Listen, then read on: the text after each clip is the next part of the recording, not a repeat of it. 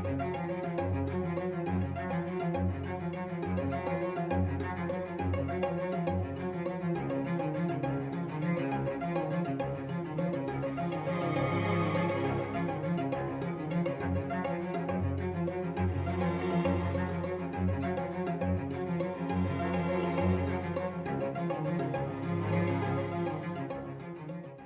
everyone. Welcome. Welcome to this event. Thank you for joining us. If you're on the East Coast like I am of the United States, good evening. And if you're elsewhere, good morning, or I suppose good afternoon. My name is Graham Cornwell. I'm Assistant Dean for Research at the Elliott School of International Affairs. Very delighted to be moderating our event, our talk tonight, Unbalanced Triangular Relations, Assessing the U.S. China-Taiwan Ties After the CCP's 100th Anniversary with Dr. Hongjian Wang. I am going to just lay out some kind of ground rules, a few things about our event, and then introduce our speaker. Yeah, so the event will be recorded. It will be uploaded to our GW's National Resource Center YouTube channel in the next couple days. Your names as attendees and the Q&A chat box will not be recorded. It'll just be the video of myself and Dr. Wang. The event is co-sponsored by our National Resource Center, our National Resource Center in East Asian Studies. Very grateful for Department of Education Title VI funding for that, as well as the Seeger Center for Asian Studies and the Elliott School Research Office. I should mention, before I dive into his full bio, Dr. Wang is affiliated with the Elliott School as part of our NRC East Asia Voices Initiative Fellowship, which we are currently accepting applications for on a rolling basis. So if you're interested, please take a look on our website about that. A really interesting program we have, again, with the generous funding of the Department of Education to make that happen. So as far as your questions tonight, attendees are welcome to submit your questions throughout the event anytime. We just ask that attendees submit your questions only through the WebEx Q&A box, which you can see on your sidebar here, and not through the chat. Please include your name and your affiliation when you submit questions. So mine would say Graham Cornwell, GW, and then my question follows. Okay. Yeah, and we have a little note there as well for you. Okay, without further ado, let's introduce our speaker. Dr. Wang, we're delighted to have you here. He's an associate professor of political science at National Cheng Kung University in Taiwan.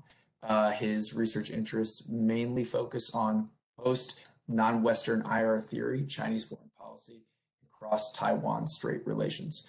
Dr. Wang is the author of the book, The Rise of China and Chinese International Relations, published in 2013 with Lexington Books. International Relations Scholarship, and co-author of China and International Theory, The Balance of Relationships, published just a couple years ago with Routledge, 2019. He's also published journal articles in the China Quarterly, Global Constitutionalism, and others. Earned his PhD in International Politics from ERCCT Political Science Department at the University of Tübingen in Germany. And I think with that, I will hand it over to you, Dr. Wang. Thank you so much for joining us. Delighted to have you. I'll mute and let you take it over. Thank you very much.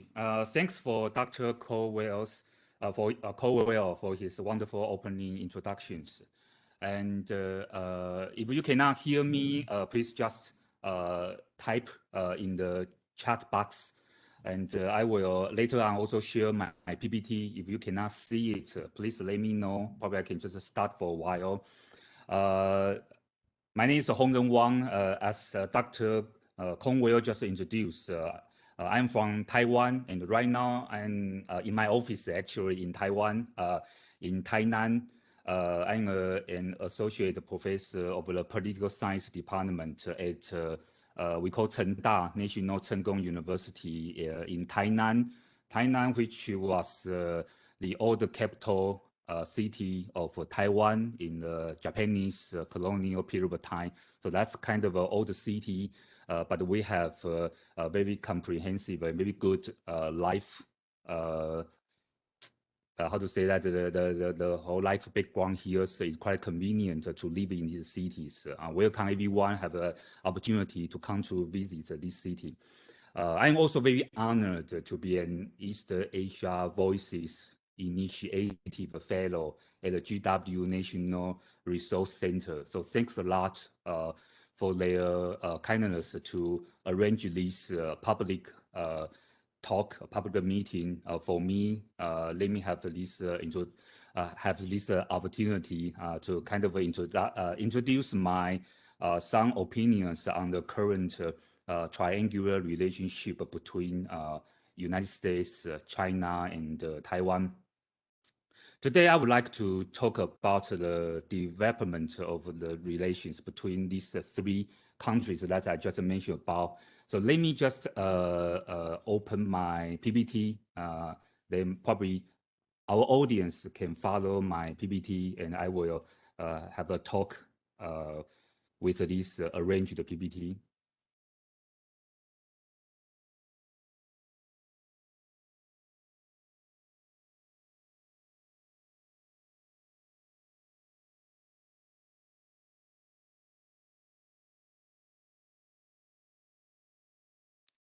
So as you can see from the title, the main topic will be about the development of relations between these three countries I just mentioned. I think which has caught more and more attention here in DC as well as in the international society. I believe now is the right time to talk about this topic since we just witnessed Chinese Communist Party's 100th anniversary, and we saw the party has shown very strong confidence in his historical achievement. But I found that its rhetoric toward the so-called foreign foes in Xi Jinping Chinese president's speech is so strong. As President Xi Jinping saying that, just let me quote a very short quotation here.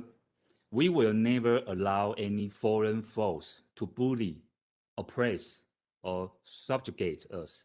Anyone who will attempt to do so will find themselves on a collision course with a great wall of steel forged by over 1.4 billion Chinese people. I think this rhetorical is quite strong, especially when I first time read it in Chinese version. So that's kind of my interesting question here. How will Chinese leader Xi Jinping's words mean for the ongoing development of U.S. China-Taiwan relations in the future? I will be interested in discussing it in my talk today.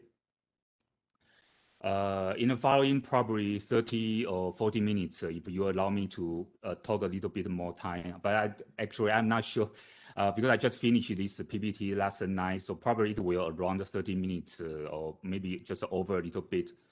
But however, I think this is not an easy topic to talk about. Since there have been many experts trying to find a viable and practical solution that will accommodate these three actors, United States, China, and Taiwan, into a positive or peaceful framework of a relationship. But I think a few of them have been successful. I'm here today is not to find a solution to the seemingly problematic triangular relations between United States, China, and Taiwan, but I'm here to explain why we are facing such outcome and what kind of solutions are ahead of us, what kind of situations are ahead of us. This is important, I think, to know because we can make a policy that avoids the unfavorable scenario or facilitates the making of the preferred result. Here is the content for my outline. I mean, the outline for my today's talk. So we'll have several parts to follow. I will start from the part one, which is my methodological and epistemological position. I will introduce a perspective of a path dependency.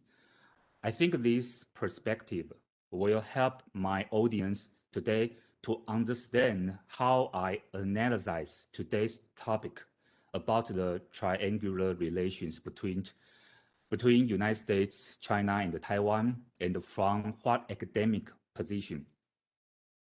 The second part of my talk today is to briefly introduce the historical background of what happened in the past 5 years until now.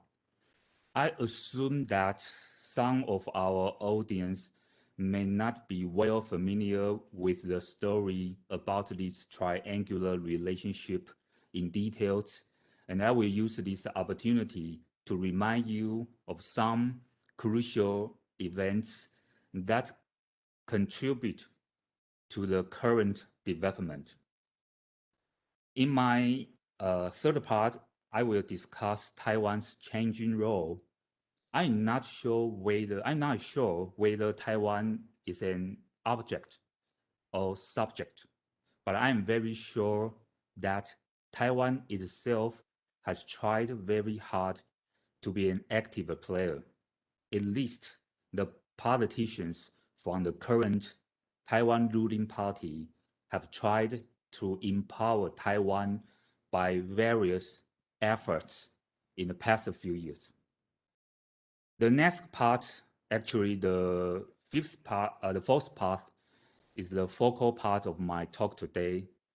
I will use a very popular analytical approach, the so-called strategic triangle theory, to examine and theorize U.S. China-Taiwan relations.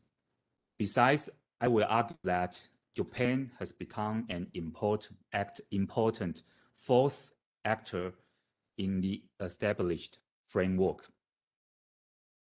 Finally, I will have a preliminary conclusion to end my talk today. So let's go to my first part. It's about my methodological position. Economists used to take this idea of path dependency to explain why given technologies like the Quarry typewriter, keyboard, or VHS video technology can to dominate their markets, even though they may not have been the most efficient or advanced systems available. In the field of political science, the central notion of path dependence is that, as I just quote here, the initial political conditions and the early choices actually heavily affect the future course of events and arrangements. I believe that this view is quite proper to be used to look at what happened in the past 5 years for the triangular relations. That is, what we are seeing today is heavily influenced by what the Trump administration have done in 5 years ago. So as you can see from the left side to the right side, I just list some policy decisions starting from the Trump administration that made 5 years ago, probably 5 years ago, 4 years ago. As we can see, the Trump administration initiated a trade war with communist China, an Indo-Pacific strategy for its Asia policy, and signed acts passed by the Congress that favor Taiwan. All of these have heavily shaped, even if not determined, the Biden administration's China policy. That is to continue to see China as the biggest threat or competitor to America's national interests. More than that, the Biden administration is looking to contain China with the help of America's traditional allies and partners from Asia and Europe, and possibly to include Taiwan in his new anti-China team. Up to date, we have not seen both U.S. and Communist China to have smooth diplomatic interaction. For example, the United States and China now are in a very rare moment of diplomatic vacuum since the establishment of diplomatic relations. This may be the latest thing that the relationship between the two countries has deteriorated. Not to mention that the two leaders from the US and China have not yet arranged their first official meeting, considering that President Biden has already met other government leaders, even the Russia President Putin. I think we do have seen a continuous political development since the Trump administration 5 years ago. So here's the next slide showing very short, very brief historical background about the three sites. So first thing I would like to introduce is about the problem between PRC China and ROC China.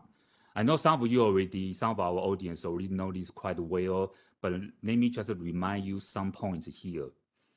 The split between Communist China and Taiwan goes back to 1949 when the Republic of China ROC government, that is the Kuomintang Nationalist Party, fled the mainland to Taiwan.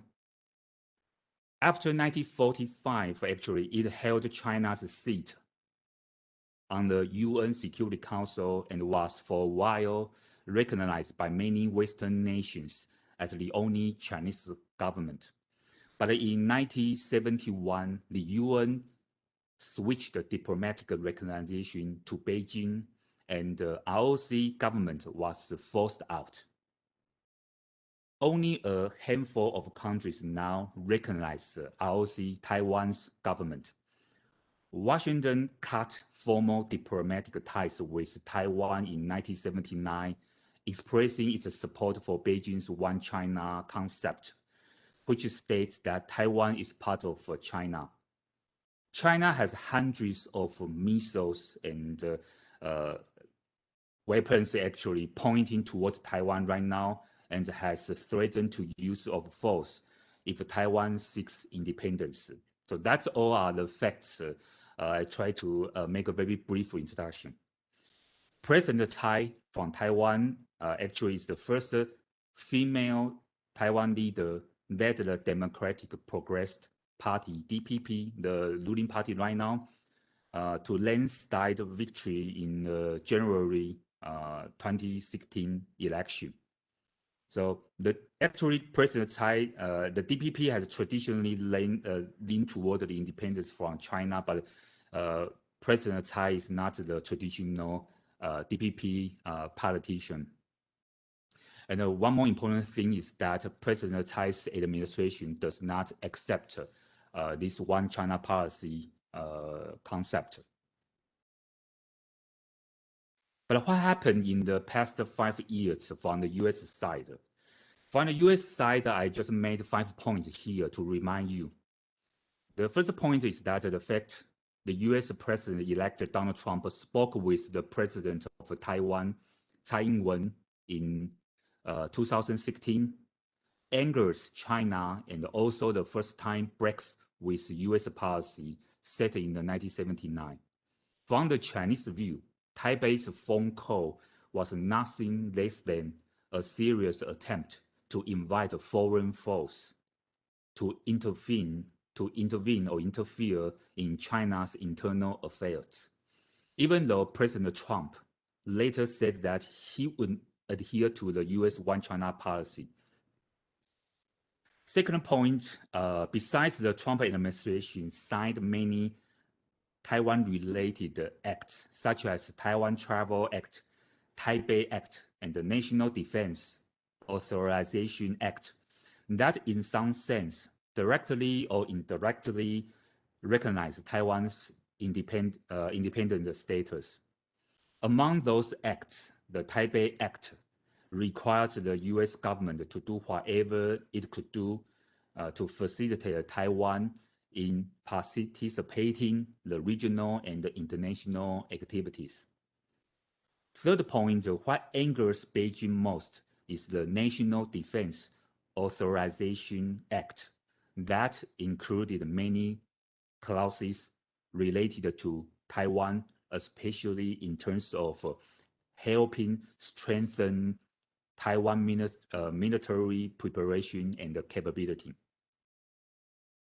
The fourth point actually is the Trump administration blamed China for the COVID-19 and even called the virus as China virus. Finally, the new Biden administration has not changed, in my view, has not changed the direction of what President Trump set up. While Biden had phoned Chinese President Xi Jinping in February this year, the two leaders have not met in person yet.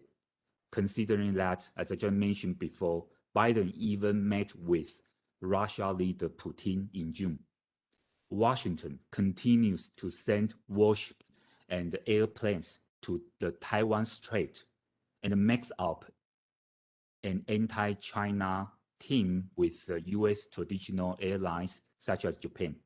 U.S.-Japan made a joint statement showing their serious concerns on the security problem of the Taiwan Strait. I think all of those things already angered the Chinese government without any doubt. The next slide shows that what happened in the past 5 years from the Taiwan side. 5 years ago, Tsai Ing-wen became the first female president in Taiwan. She's not, as I mentioned, she's not a traditional DPP politician, but Tsai seems to have a strong belief in promoting Taiwan's value and autonomy, whatever how it is defined. In facing the pressure from mainland China, I think the second point will be much important in the cross-trade relations. Tsai Ing-wen chooses to reject the so-called 92 consensus, which was agreed upon by the KMT government in 1992 and the Chinese mainland government. Basically, the content of this 92 consensus is an agreement between the KMT party and the mainland Chinese authorities on the existence of only one China, but how to interpret the meaning of this one China can be different. The lesser point here is that about the Hong Kong and Xinjiang issue. The protests in Hong Kong erupt during the President Tsai Ing-wen's first term. Tsai Ing-wen made several public statements supporting those protests in Hong Kong and tried to let Beijing know that the one country, two systems will not be viable to Taiwan. Besides, the Tsai Ing-wen government also voices its support for Uyghurs in Xinjiang and condemned China for its infringement of human rights and freedom. Tsai Ing-wen is blamed by Beijing to manipulate the Hong Kong and the Xinjiang events for her own political advantage in the election. But for Tsai Ing-wen herself, it is actually a good opportunity to show Taiwan's shared democratic values with the Western countries, especially the United States. This slide is trying to explain what happened from the Chinese side in the past 5 years in relating to Taiwan and the United States. The first point I would like to put up here is that China continues to vow to use whatever means necessary to defend China's territorial sovereignty. From this view, Taiwan is a part of China and cannot be allowed for independence.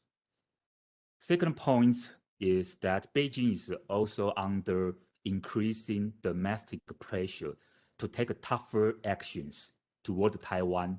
So that's about Chinese nationalism, the rising Chinese nationalism pressures. And Beijing sees Taiwan's breakaway as China's century-long humiliation. That's the point.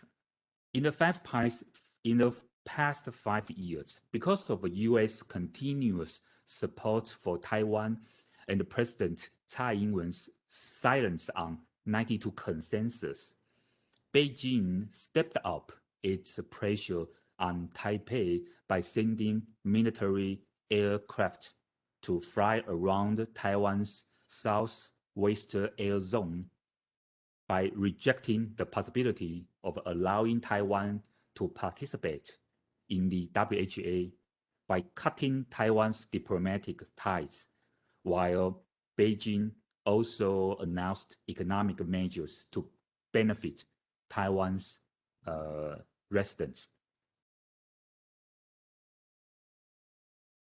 So actually, in the triangle relations, Taiwan is holding the least power. If we look at from the material power, Taiwan actually is holding the least power compared with the other two great powers, the United States and China.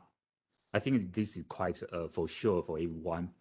Therefore, the conventional international relations theory, especially the realism kind of a theory in IR that emphasizes a lot on the importance of power.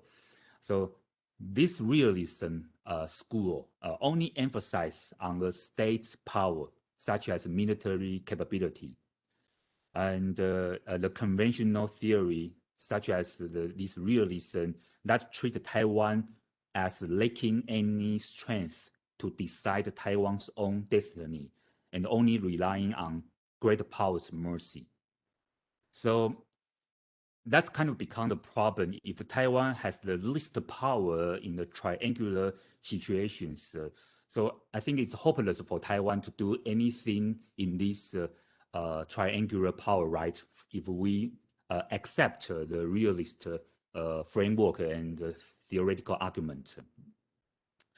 So once upon in time, there's some argument that if we, for example, if we look at the first 5 slides here, so this is the first one, second one, say goodbye to Taiwan, third, time for a U.S.-China grand bargain, fourth one, and the RIP Taiwan.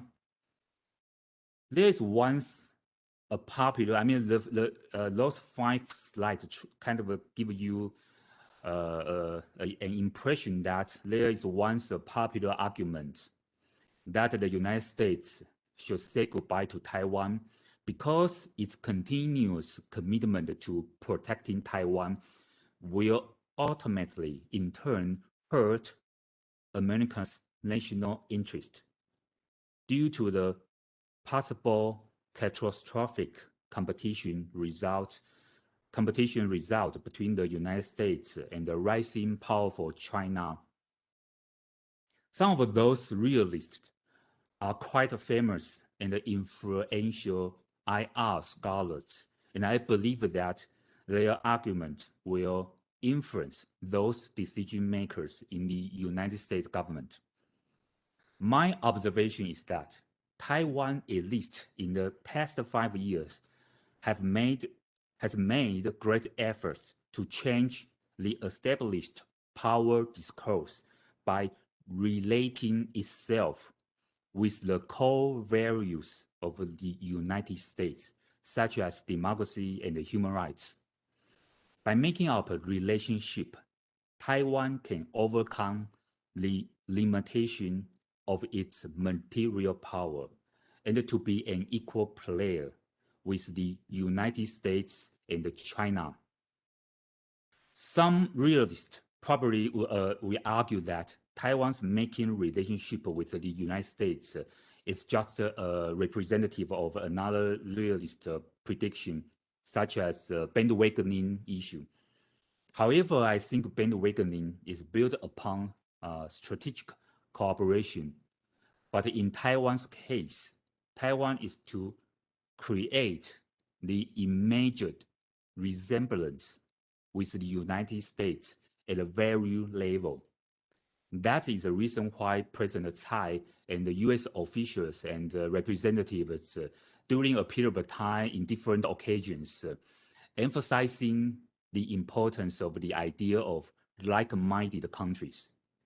I don't think Taiwan is a bargaining chip or a problem to the United States.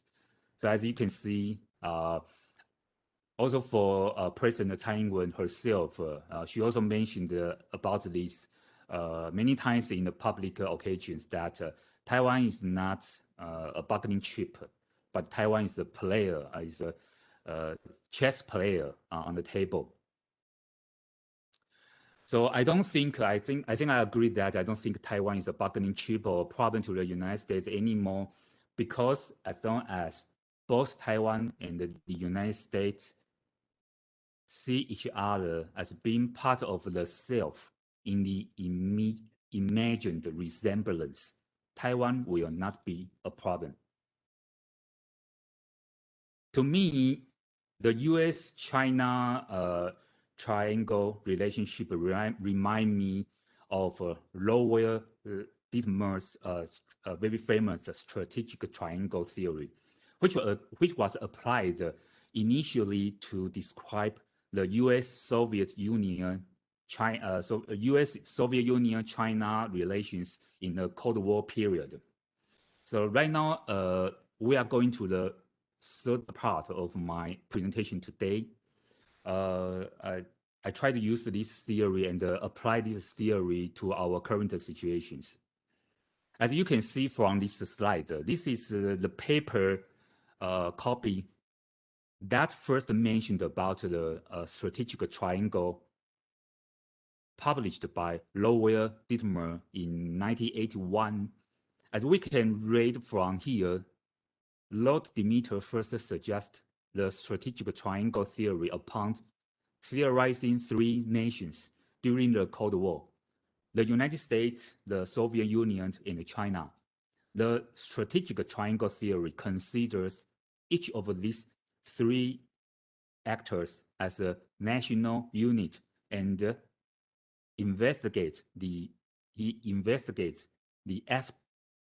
aspect of a triangular relationship that changes upon the interests of three nations. To Dittmer, it is a transactional game between three national leaders, national actors. I think Dittmer's strategic triangle is quite useful here for us to rethink about U.S.-China-Taiwan relations. But I will do some revisions here and add social theory to Dittmer's idea. So how about we just look at these three triangles here? We can just look at the original type of three triangle situations, three scenarios here from the Dittmer's theories. First, as you can see from the left, the first is called about stable marriage triangle. This triangle refers to a case where two actors have enmity and the other actor has enmity toward the two actors. So one positive relationship and two negative relationship.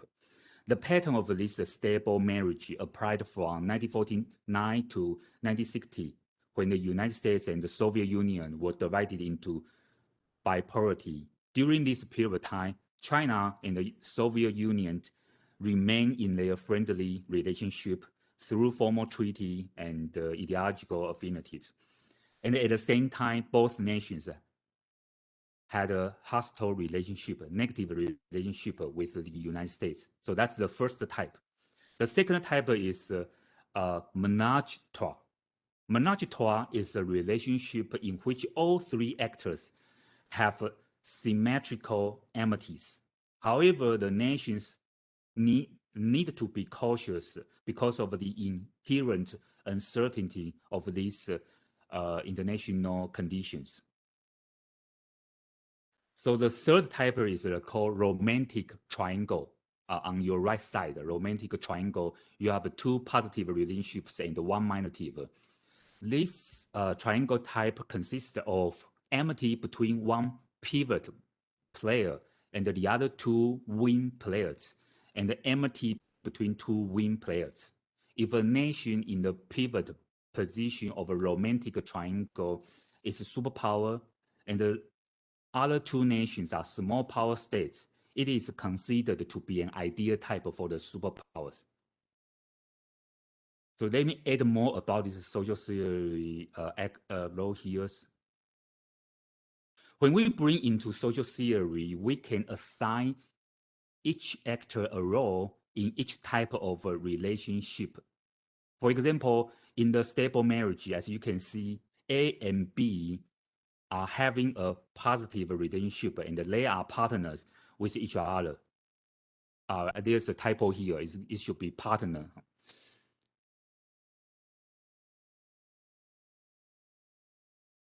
In the second type, in the menage a trois, since A and B and C are having positive relation, so they are friends with each other. In the third scenario, because actor A is having positive relations with both B and C, we assign A as pivot actor, while B and C are the wing. Why is more important here to assign those social actors? Let me see this. Why it is important here to assign those social roles is, according to Taiwan scholars Bao Zhonghe and Wu Yushan, the triangle actors will have preferences for some roles over others. For example, as you can see the bottom of this slide, the triangle, for example, the pivot role is supposed to be the most valued one, more over friend partner. And the friend partner varied more over the wing role. And the role of pariah is the least wanted by nation states. So in order to change self-role, state actors need to change these triangle relationships with other actors. However, according to diplomat, there are three ways to change the relations. So here are those three ways for national actors to change their role, to change the relations. They are value, power ratio, and a relationship with the third party. I'm now applying this theory to our discussed actors today. For the value part, as you can see, at least 3 points, but because of a limit of time, I just mentioned some point here. For example, China is trying to shape an ideological environment favored for its rise, pushing back against the notion that Western political values have a universal appeal and validity. So China has its China model, has its definition of human rights, national rights, and has its definition of Chinese democracy. But it caused the conflict, the different inconsistent values between China and the Western countries. With regard to the power ratio, I think our audience is probably already very familiar with this. The US-led unipolar order is fading away to some people.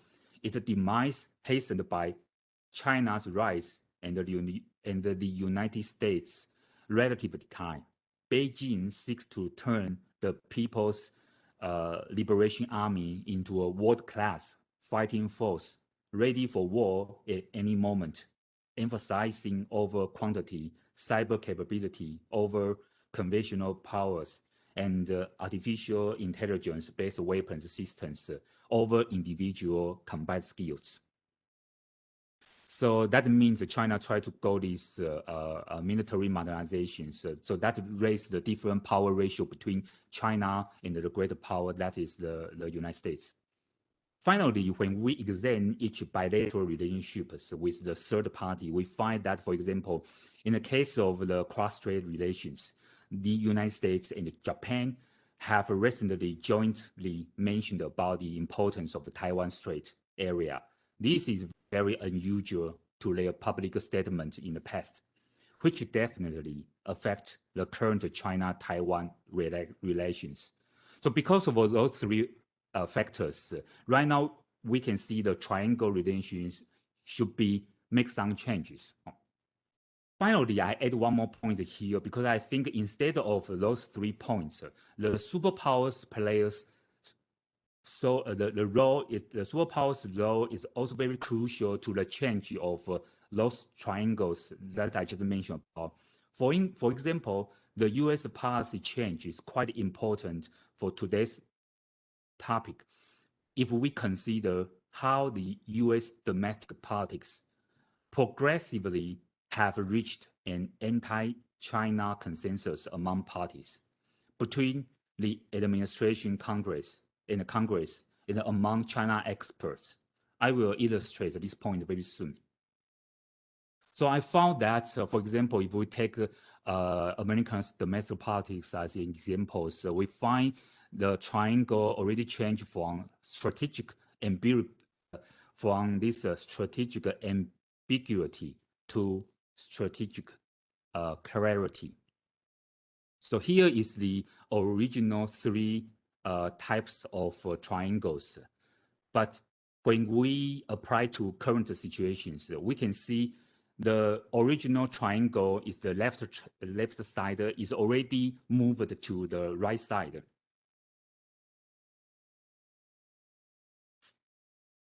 First of all, delimiter the 3 types of triangle relations cannot well describe the current U.S. China-Taiwan relations. Since the 3 actors tend to practice ambiguous policies toward the others in at least 5 years ago. For example, Washington 5 years ago tended to claim an ambiguous policy toward both Beijing and Taipei. So you can see that because it's ambiguous, so we usually have this positive and both negative relationships with between United States and China and Taiwan. It's kind of ambiguous whether it is right now in positive relationship or negative relationship. Taipei used to practice a hedging policy that tries to satisfy both two great powers, China and the United States. So I treat it as another ambiguous, here the ambiguous situation, positive and negative. Of course, the mainland China, they also have this kind of economic benefit and the military threat to Taiwan, so make this relationship become ambiguous. What is mostly important is U.S. policy attitude already changed. U.S. policy toward Taiwan and China in the past 5 years is well known. It's already changed from this strategic ambiguity to this strategic clarity. I call it a strategic clarity. And I think it has been changed by the emerging consensus among China experts, parties, and the governmental branches, even though the U.S. government will not admit that it has given up its long-term strategic ambiguity policy. But I have to say that the triangle type has changed from what I call this dual mirage to the type of this stable, here the stable managing. If you look at this slide, probably you can have a more clear understanding of what I just mentioned about. If my observation is correct, that is, we are witnessing a change from dual mirage to stable marriage. Then the crucial factor contributing to this change is due to the change of Americans' domestic politics. For example, you see here the two circles move from these two circle situations here. The administration used to self-limit it, self-limit it to one China policy and restrict its diplomatic relations with Taiwan, as you can see from the left side. So that's the reason why they have the administration, for example, has inconsistency with the Congress here. But I argue that at least in the past 5 years, a certain degree of consensus has emerged between the two groups of circle. Therefore, as we can see here, there's a clear, instead of ambiguous policy consensus on U.S. China policy and the U.S. Taiwan policy. Another important actor here I have to add here is Japan's active role. I noticed that Japan's rising role in U.S. China-Taiwan triangle relationship, and Japan becomes more and more active in aligning with the United States on China-Taiwan issues. So therefore, if we put on Japan's role here, we will have a kind of a complicated, bigger triangles here. So if we put Japan in this triangle, in this triangle, in this triangle, then we will have a bigger triangle here. So as you can see, it's kind of a different triangles combined with each other. So intertwined with each other around these three actors: the United States, China, Taiwan. So and now we have this Japan. So if we add Japan role in the established U.S. China-Taiwan triangle, we will see that China in all situations, let me put this social role here, China in every situation, in all triangles, is being outcast.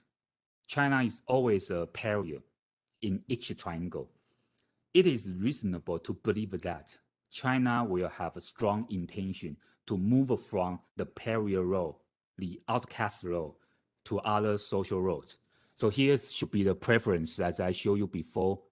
So this one is the most variable, but you cost more. So right now China is in the lower level, here the pariah level.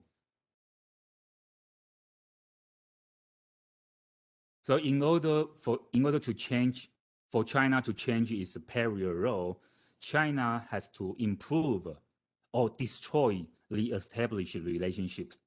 For example, there are at least three options for China to consider: to move from pariah to win, to move from pariah to the friend partner level, or to move from pariah to the pivot level. So China has several choices at different courses.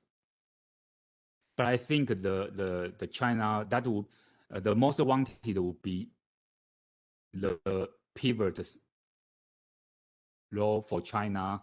That would be the most beneficial status for China. But it's really hard to achieve this role. And for both U.S. and Taiwan right now, the best choice is to maintain status quo. That is to look at each option for China step by step. If China wants to move from the pariah to win, China only needs to change one negative relationship to be positive. So as you can see, the purple circle that I made for you, China only needs to pick up one of those three relationships and to make some improvement. Either the U.S.-China relationship, Taiwan-China relationship, or Japan-China relationship. Among these three relationships, probably from my view, the U.S.-China relationship will be the most important one, since the superpower can also influence both Japan and Taiwan. The second choice, if China wants to move from pariah to the role of a friend, China needs to change two relationships at the same time into positive ones, while it costs more than the previous choice. So as you can see, I have the original origin circle and the purple circle. China needs to make improvement for these two situations.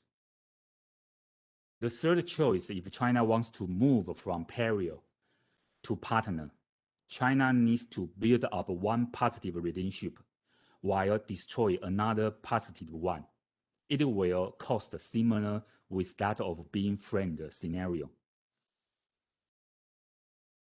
For China, the most cost way to do is to become the pivot. China will have to revise at least 3 relationships. However, this pivot role would be variable and attractive to China. So right now we are moving to my conclusion part. So there's no doubt that China will have strong intention, according to my analysis, to move its current pariah status to other types of role position. The question is, which one will China move to? If China considers the cost, if China is a rational actor, considering the benefit and cost, then the win role would be the least cost one to pursue, right? However, China would be reluctant to be the win under the control of the United States, since it will have to sacrifice or undermine China's national autonomy. If we think about the most variable role, on the other hand, China should pursue the pivot role. However, once China takes the pivot role, it would imply that China's intention to replace the United States. At least, judging from China's current capability and intention, we have not seen any reliable evidence showing that China is ready and prepared well going to do so. Therefore, I think the second choice will be pursuing friend. Then the next best the choice will be pursuing friend or partner relationship.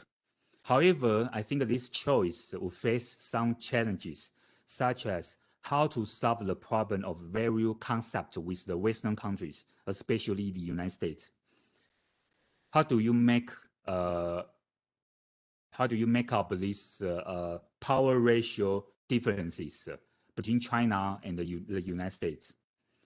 And the relationship with the third party, the United States, in the United States domestic policies, they are also the important factors that cannot make China successful in staying or in moving to the friend or partner stage. China can try to tell, of course, right now, China can try to tell a good Chinese story internationally in order to move its role status, but it may not be well accepted by international society.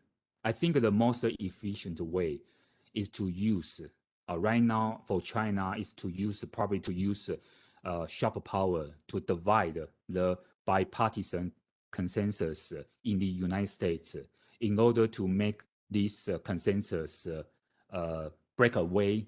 So therefore, you will not have consistent U.S. domestic policies to China. That will be good for the Chinese government, for example.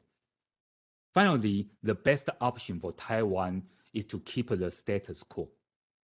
This means to keep the United States stay in the stable marriage with Taiwan. However, the problem is that for the United States, the best choice is to pursue the superpower role, the pivot role.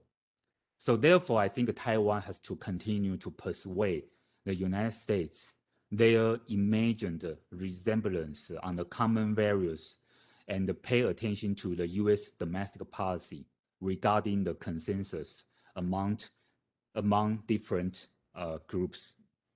So I will stop here and to receive some questions from the audience. Thank you very much.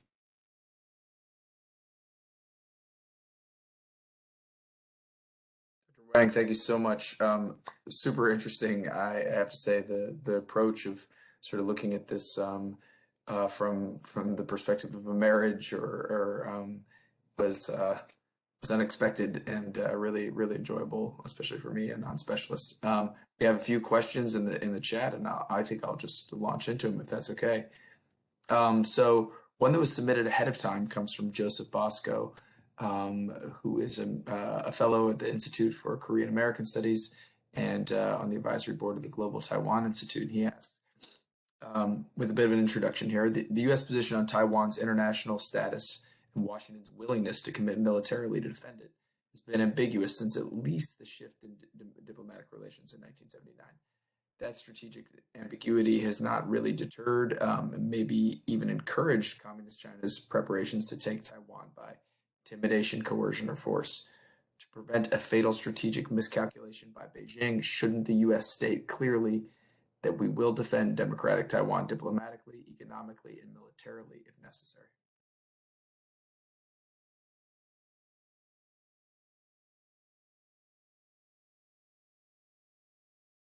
I'm sorry, Dr. Cowell. So what's the question here? Yeah, I'm happy to repeat. Sorry, I maybe went a little fast. The question is, to prevent a fatal strategic miscalculation by Beijing, shouldn't the U.S. state very clearly that we will defend democratic Taiwan diplomatically, economically, and militarily if necessary? Thank you very much. I think that's a very tough question. There are several different arguments. For the argument that support the U.S. Should continue these ambiguous strategies that would make Chinese government or the Beijing authority still have this hope that the United States will one day stand up on Chinese side. So that kind of keep the Beijing authority from doing any aggressive behavior internationally. So I think instead of course, I think make a clear commitment or make a clear policy to China. The good thing is you will not mislead China, but the problem is probably the serious confrontation between China and the United States will be expected soon, because that action will probably anger China most. Because right now the United States government already show its baseline, the basic line, the red line.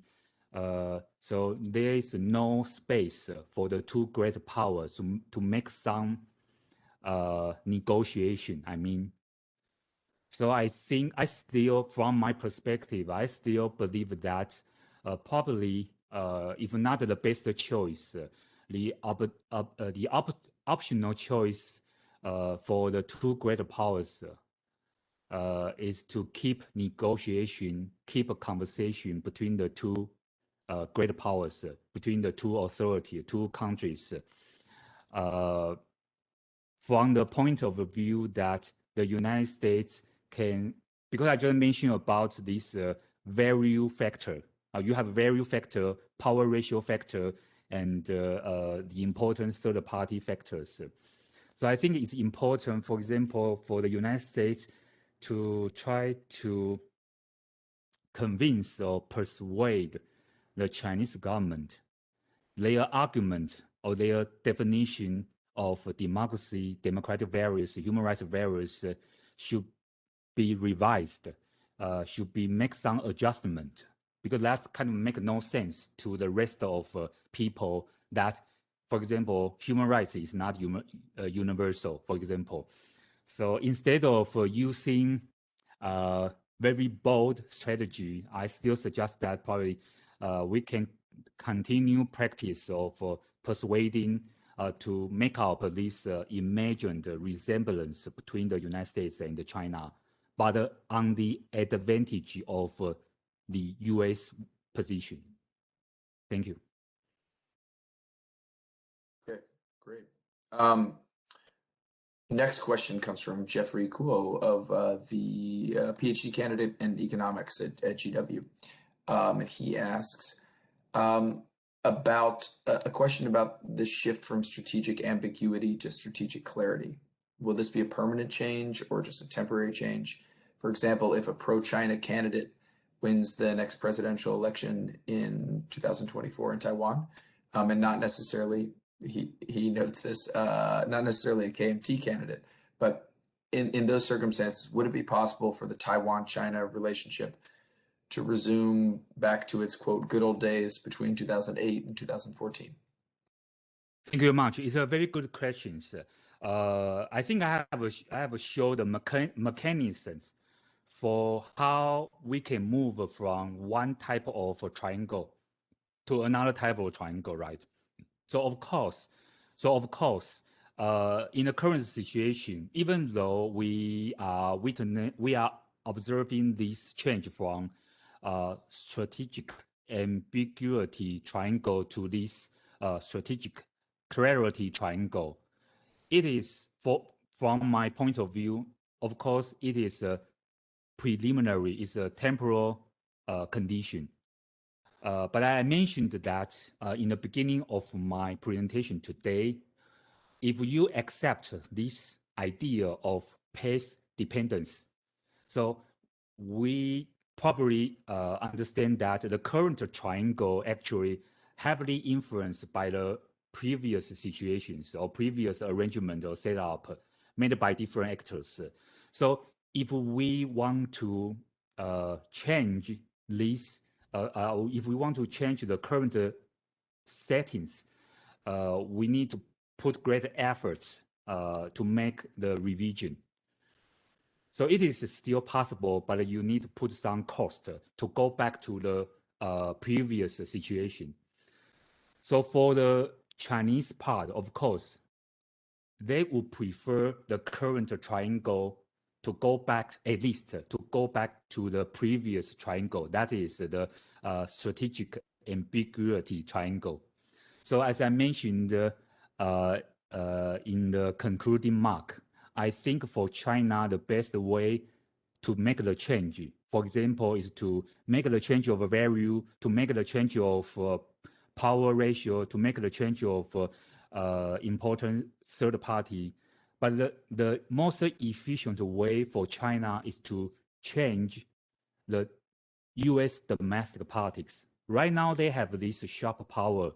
The sharp power, whatever it is defined, but this sharp power can help facilitate the Chinese government to do something, either to buy, either to bully, either to persuade, for example, the congressmen in the United States, the lobbying group in the United States, or even those China experts in the United States to change their ideas supporting Taiwan, for example.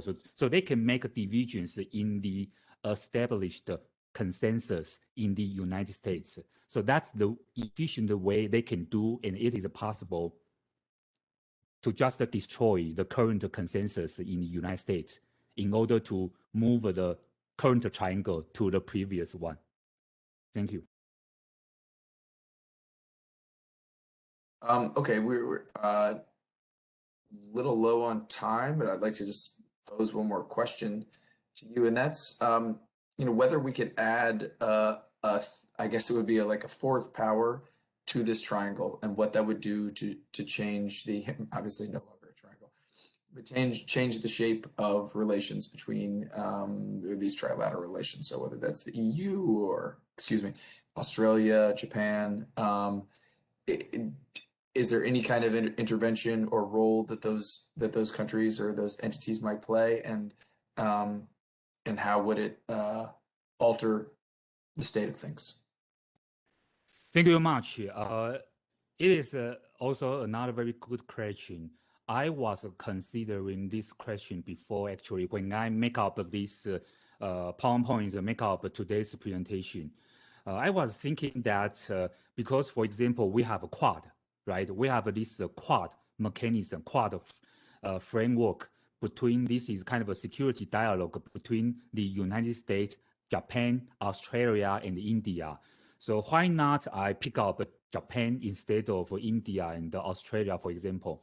In theory, of course, you can add additional actor in this triangle framework to make out more triangles. So you mentioned about Dr. Conwell, you mentioned about EU, of course. EU would be another potential important partner, probably not only to United States, but also to the Chinese government. So EU, you have India, you have Australia. But in my mind, either Australia, India, or EU, right now, at least so far, they are playing a marginal role in this U.S. China-Taiwan triangle relationship. But I found that quite interesting. After the current Japanese Prime Minister taking power, I think he made up several foreign policy that intentionally to showing Japan's support, international support to Taiwan, that obviously making intentionally alliances with the United States. So I have several evidence. You can just see those public statements from the Deputy Prime Minister from Japan and the defense from the Minister of Defense Department from Japan.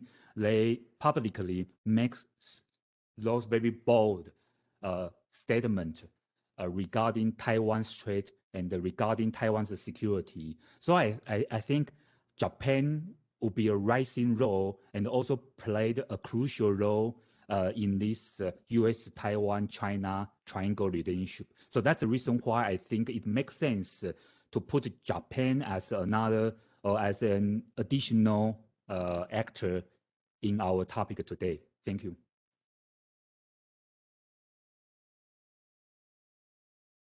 Thank you so much for that. I want to just take a minute and thank our staff putting this together: Shruti, Rebecca, Diane, Richard, and Amir as well. Who's not on right now, but really great to have this conversation.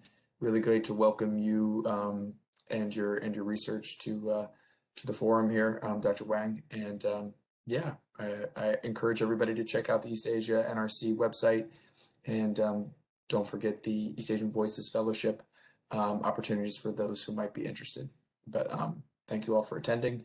And of course, Dr. Wang, thank you for being generous with your time and your research and bringing us some provocative ideas about the future of Taiwan, U.S. China relations. Thank you very much. Thanks for everyone.